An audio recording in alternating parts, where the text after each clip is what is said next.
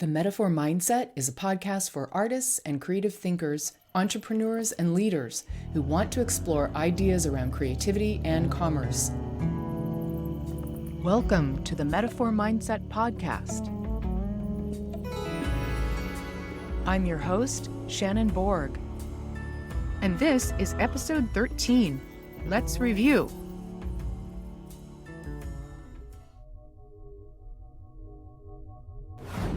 Great Scott! Jennifer could conceivably encounter her future self. The consequences of that could be disastrous. Doc, what do you mean?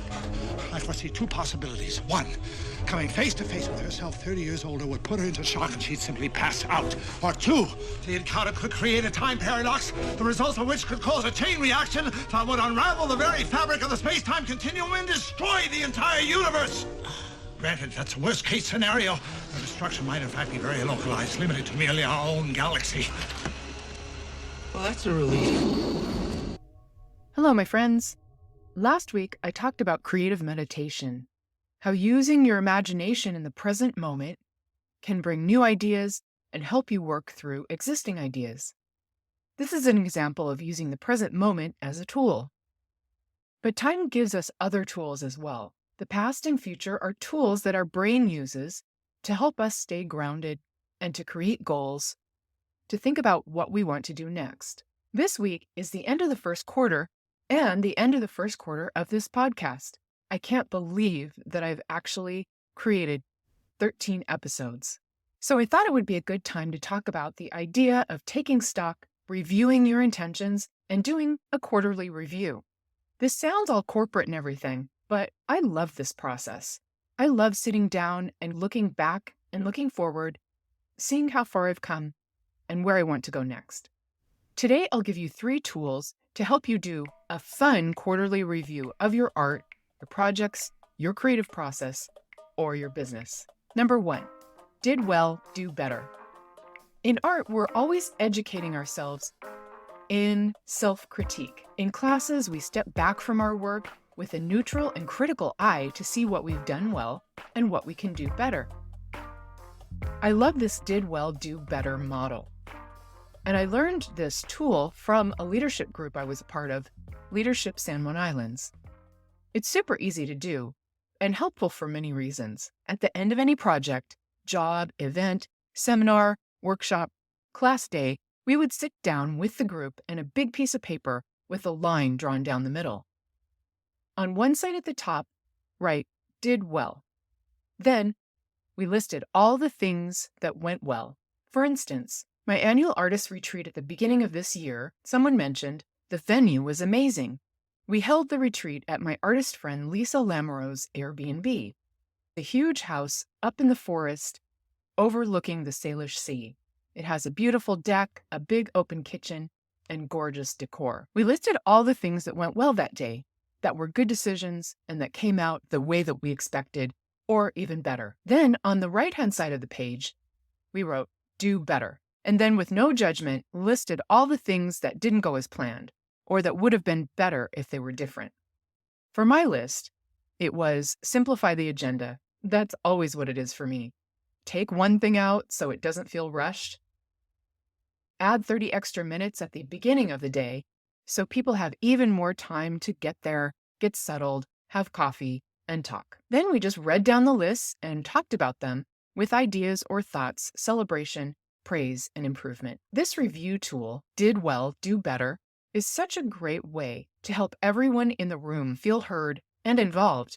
And when you're doing it just for yourself, it helps you make sure to include good things, not just the mistakes you made or the things that didn't go as planned. So I really suggest using this simple tool after any event or show, even if you're just looking at a painting, critiquing it, but also at the end of the quarter so you can look back and see how everything went and what you can improve. Number 2 and 3 are opposite sides of the same coin. One side of the coin is past and one is future.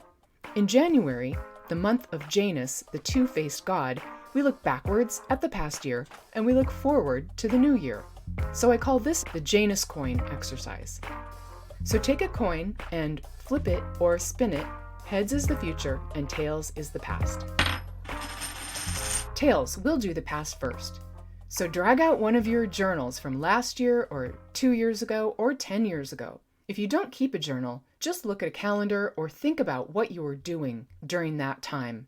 I look back at what I was doing this week 1 year ago. Then sit with your journal and write an entry about today and about the time that you're looking at and see how far you've come. This often sparks new ideas or reminds you of something you wanted to accomplish.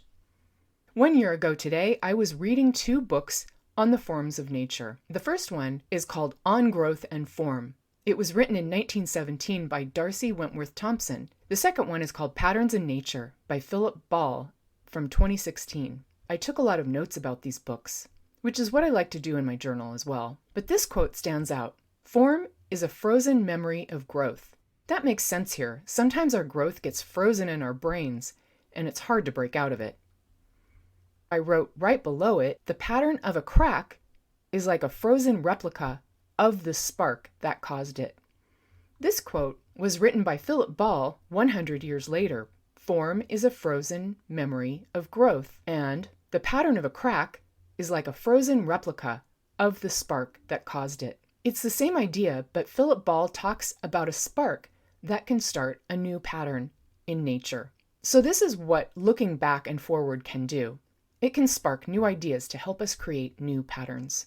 And I would have never found that quote if I hadn't looked back on that exact day in my journal 1 year ago.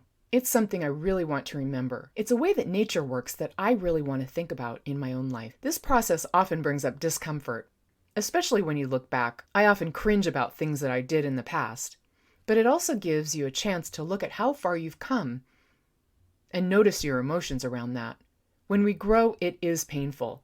But if you can look back with compassion to that person that you used to be, that will come in handy when we use the future as a tool. It's like in that quote from Back to the Future. When Jennifer sees herself 30 years in the future, her universe may explode, but that's the risk we have to take for growth. Number 3. So now we have the other side of the coin, heads. Let's use the future as a tool. So I'd like you to think about where you are going. If you chose a word for the year, this year, write that down on a piece of paper. If you haven't chosen a word for the year, you can choose one right now, or you can change the one you already chose.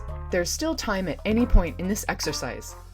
My word for the year is courage, and I've been trying to exercise it in unexpected ways.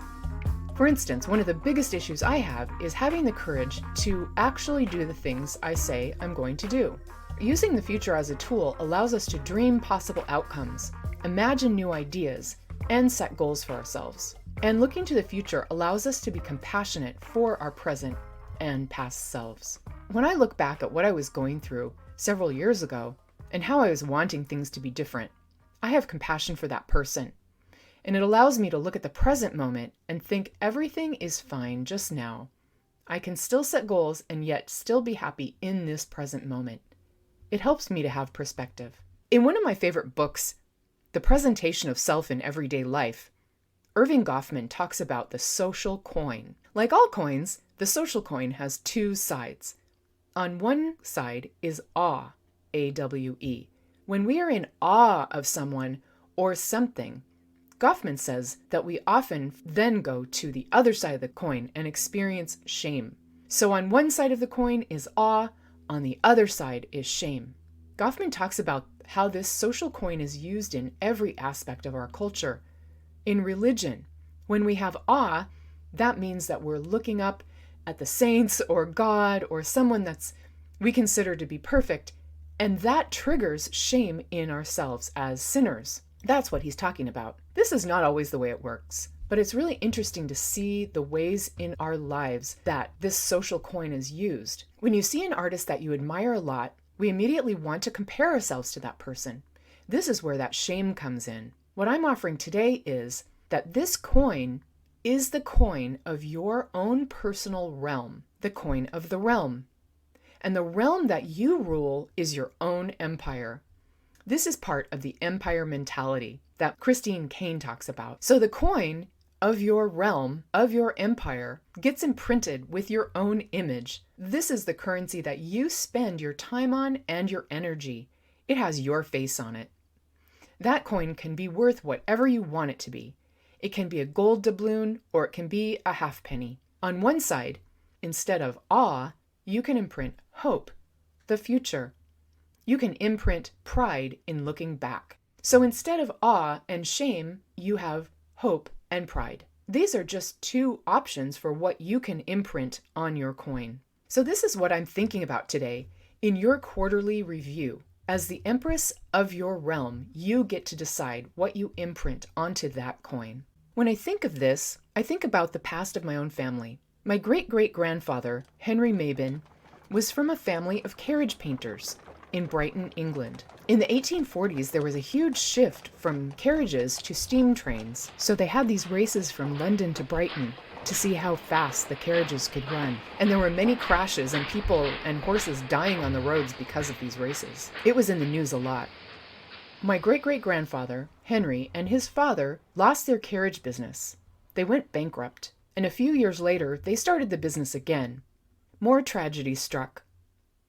Henry and his wife, Sarah, who had 2 children, had another baby who died. So with all of this happening and his father passing away, Henry and Sarah decided to come to America, like so many people did at the time. They joined the Mormon Church and sailed to the States and rode in wagon trains and walked to Salt Lake City. Henry was an artist, a singer, a poet, and he wrote songs on the ship and staged performances to help people keep their spirits up. He was always thinking about the future. He was a dreamer. When he got to Salt Lake, he ended up becoming the artist who drew the first money in Utah. This was before it was the state of Utah. It was called the state of Deseret. His name is right on it, drawn by Henry Mabin.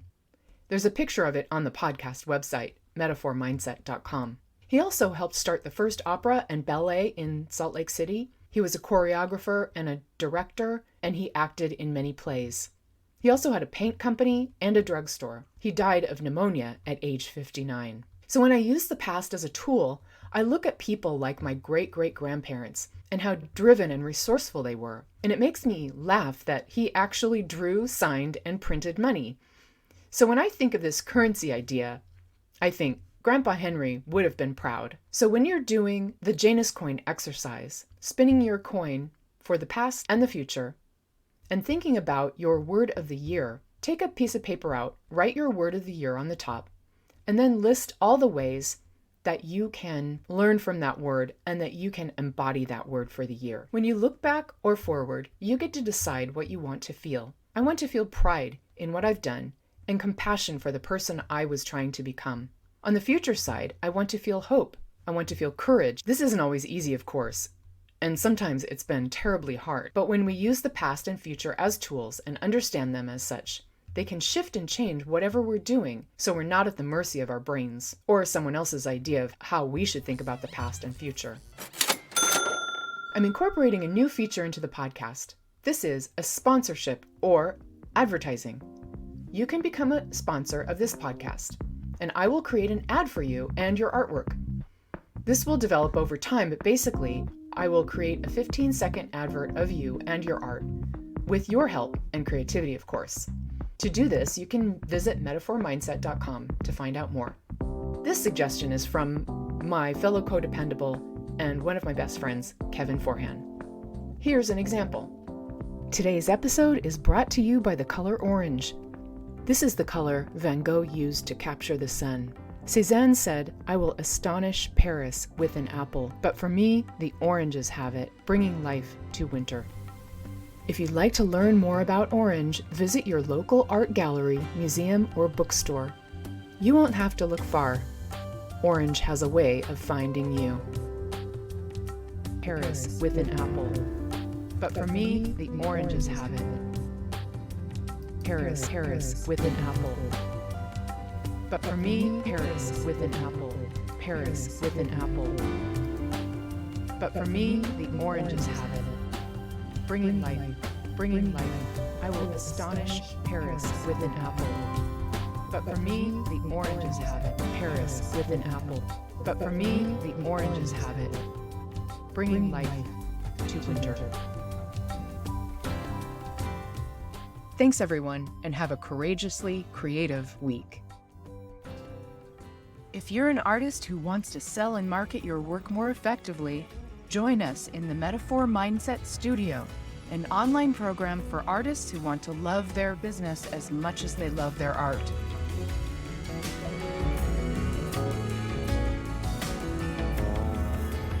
Metaphor Mindset Studio. Think like an artist, work like a boss.